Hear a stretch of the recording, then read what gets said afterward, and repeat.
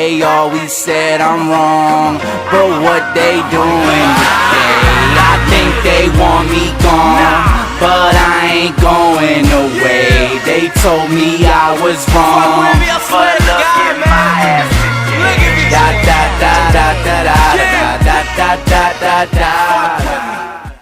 Yo guys, what's going on? I'm Tim for The Real Sports Talk, along with Richard of TheRealSportsTalk.wordpress.com, senior MLB analyst. And last week we did a 2-hour MLB podcast talking about some of the MLB trades that went down at the deadline. And the guy who reported a lot of those trades first was Danny Knobler, CBS Sports senior baseball analyst. He joins us now. Danny, what's going on? Hey, not too much, guys. Good to be past the deadline and get a couple months of baseball to go before we get to the playoffs. Yeah, no question. This is probably the best time out of the baseball season. We will start. We're going to jump around with some of these questions. We'll start with this one. Josh Hamilton's the premier free agent left now that Cole Hamels, a few other people have re-signed. Josh Hamilton is now the premier free agent of this offseason. While he's had a great season, tough August, but tough July, I should say. He's had a great season. There are a lot of concerns that he would be high maintenance and tough to maintain, and that maybe giving him that long-term deal, teams are hesitant. Should teams be hesitant to give Josh Hamilton that long-term deal? Oh, very much so. I don't know if I would use the word high maintenance. I think the question is, how long can you count on Josh Hamilton? He's missed time with injuries every season. Now, this year, he's had troubles being consistent. He was the best player in baseball early in the season. He and Matt Kemp, let's say, were the best players in baseball in the early part of the season. He hasn't been very good recently. There's been questions about his issues with chewing tobacco. There's other questions. The problem is there are always some questions about Josh Hamilton. We know the talent. The talent is incredible. Maybe the most talented guy in all of baseball. Very possibly that. But if you're giving him a long-term contract, can you count on him to be on the field? Can you count on him to be that player consistently for you? Can you count on his body not to break down? I think teams have to be and will be very concerned about that. It'll be very interesting to see where that free agent contract goes. All right, then, Danny, it's Richard, by the way. How's it going? My question for you is, obviously everybody considers the Dodgers as the trade deadline winner. But besides them, who would you say is the winner? Well, I think you could almost say the entire state of California. And the A's maybe didn't do as well at the deadline as others, but I'll leave them in there only because they're having such a surprisingly good year, and maybe they didn't need to do as much as some of the others. But the Giants, Hunter Betts could very well be the guy they needed. The Angels, they could have used a reliever, as we've seen since the deadline. Their bullpen has some issues still, but they got the single best player traded this month, or last month that should be, Zach Greinke. So you have to put them in there as winners. They went out to get a front-end pitcher to go with Jared Weaver and Dan Herron and C.J. Wilson, and they were able to get it and get the best guy out there on a market that wasn't that easy to work through. And they did it without giving up some of the guys that they did want to give up. So they have to be winners too. I think you really have to look there. There are other teams that did well, but I think the teams in California, those three teams, are the teams that did the best. All right, Danny, we know that Mike Trout is probably having the best rookie season since Ichiro in 2001. He's clearly going to run away with the Rookie of the Year unanimously in the American League. But will he become the first player since Ichiro's first season in 2001 to not only win the Rookie of the Year, but to win the MVP? Well, that's a good question. I think he does have a chance. But let's remember, as we're talking right now, the Angels are not in a playoff spot. They're half a game out, but they're not in a playoff spot. If they don't make the playoffs, now it wouldn't be Mike Trout's fault, but if they don't make the playoffs, I'd say that his chances probably go down. There's 2 months to go, and a lot of times all the races, Rookie of the Year included, are won in those last couple of months.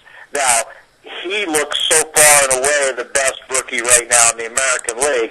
A lot would have to happen for him not to win that. But MVP, there's a lot of possibilities for guys who could win the MVP. He is certainly one of them, but he's not the only one. All right, Danny. I'm personally a huge Tampa Bay Rays fan, and I was a little sideways at their trade deadline. I was really expecting them. Names like Alfonso Soriano were soaring around out there. Were there any real rumblings about a potential trade to land the Rays that bat they so desperately need? We're talking about the Rays? The problem with getting someone like Soriano for them, they've announced now that Evan Longoria is coming back.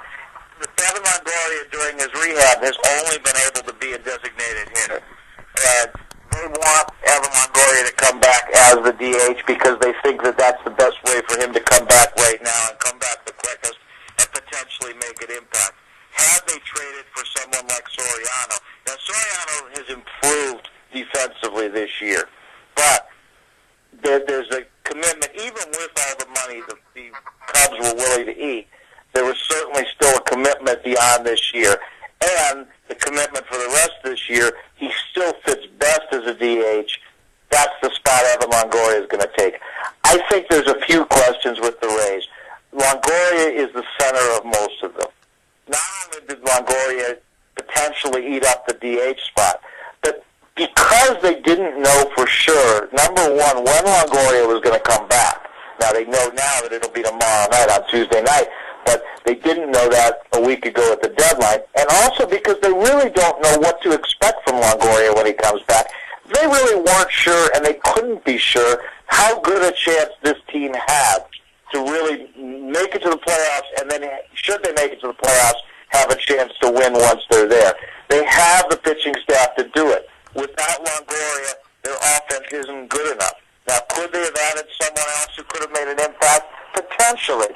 But the Rays are always very cautious at the deadline. And one of the reasons they're cautious about adding players, they've tried in the past, and they've done a few things. They haven't done big things. One of the reasons they're cautious is with the payroll that they have, with the limitations they have, they realize that they have to keep their young talent as much as possible. Because if they don't, they can't replace those guys on the free agent market. They can't go out and spend.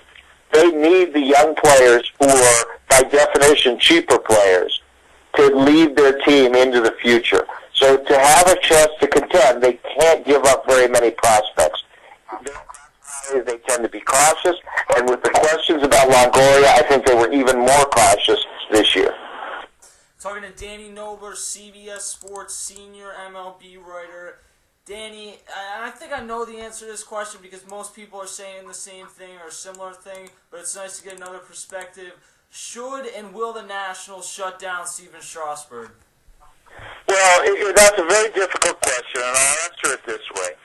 I think that they are trying to do the best for him and for their future in trying to keep him healthy long term. The problem with it is nobody really knows at what point you're really running a great risk. We know that if he pitches 250 innings this year, he's under a great risk. We know that if he doesn't throw any pitches this year, he's not going to get hurt again. Somewhere in between that, there's a magic number that he will get hurt if he throws more. But nobody knows what it is. And it's different for every pitcher. So just the fact that sometimes in the past, someone has thrown X number of innings and then gotten hurt doesn't mean that this pitcher will. They have to listen to the people who know the best. They have to watch, and they have to make a decision. I'm not sure I would make the same decision they would, but they spent a lot of time thinking about it, so I don't think we can just brashly say that they're making the wrong decision. What we can say is, that's a very difficult thing to decide. It's a very difficult question, and there's no perfect answer. Let's go back for one thing.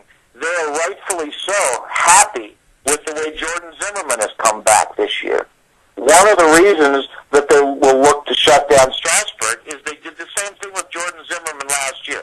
He had surgery about almost 1 year to the day after Strasburg did the same, or before Strasburg did the same surgery. look at how he's pitched this year and think that they did the right thing. On the other hand, going before that, before Jordan Zimmerman got hurt, the Nationals were very cautious with him. They limited his innings. They did everything they thought they were supposed to do, and then he needed Tommy John surgery. So did they do the right thing with Jordan Zimmerman the first time? I don't know. They say, yeah, they did, but he got hurt anyway. Should they have thrown him less innings? I'm not saying they should have. What I'm saying is it's a very, very inexact science, and we don't know if 160 innings, 170 innings, 180 innings, or 190, or even 200 innings is going to hurt Steven Strasburg. They have to make that determination. I don't blame them for trying to make the right decision. I'm not sure they're making the right decision. Danny, in your opinion, when the Dodgers claimed Cliff Lee, if you're Ruben Amaro Jr., do you just let him go? I wouldn't say you could let him go because, he is worth something, but, they would be taking $95 million off the table. What are your thoughts on that? My only problem with letting him go and just saying, okay, we'll take the money to go elsewhere. Two problems, I would say. Number one, just because you have that money doesn't mean you can get another pitcher like Cliff Lee.